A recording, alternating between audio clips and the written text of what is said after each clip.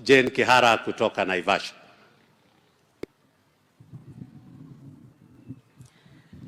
Asante sana Mheshimiwa.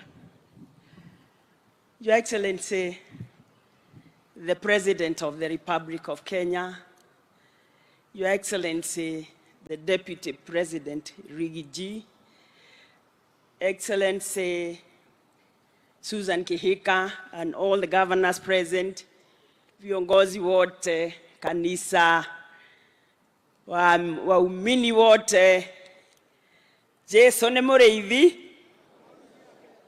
tũngĩgĩũka. Bwana asifiwe. Bwana asifiwe.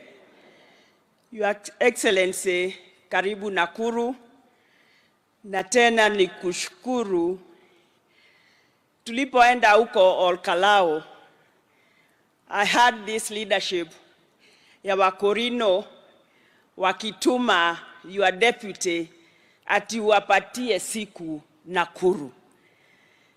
So nilipoambiwa umepeana siku, nikaenda nikapima nguo ndio nisikue na ile ya siku hiyo. Ndio nikae Mukurino. Your Excellency, wale tuisikiza mahubiri. Hii serikali iliwekwa kwa maombi. Kuna mambo mengi imefanyika. Wakorino wakasema tuombee nchi hii. Na asante sana kwa sababu kuna wengine tunakaa kama tulisahau ya kwamba hii serikali ilikuja kwa maombi. So thank you very much kwa kuwa ulipeana hii siku ambaye nilisikia ikiulizwa.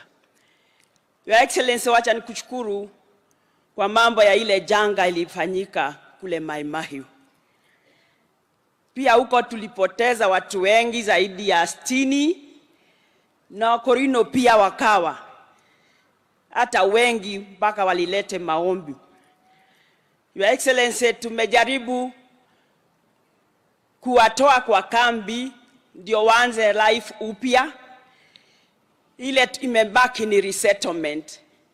So nakuomba tu kulingana na vile uliahidi, utumane ile mahali angaliwe ndio resettlement ianze kwa sababu uko ni kubaya.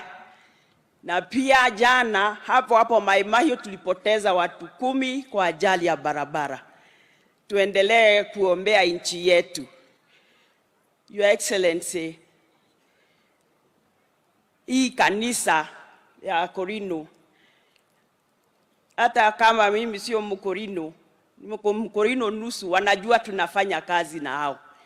Yule kijana ambaye ni youth alilete memorandum ya youth ni wa Maela, ni wa Naivasha, na hata alikuwa amesimama ile kiti ya MCA. Kwa hivyo ukiona nataka kazi ya uongozi, Your Excellency, jaribu kumfikiria. Hata hapa mimi niko na Mkorino. You challenged us Wakorino that we don't employ Wakorino. Nikawaambia mimi niko na Mkorino. Nimeona Mary Muthoni anafanya kazi ofisi yangu. Kwa hivyo hata kama serikali inaajiri na sisi viongozi tujaribu. Asanteni sana. Mungu awabariki na muendelee kuombea nchi hii kwa sababu itasimama kwa maombi. Asante.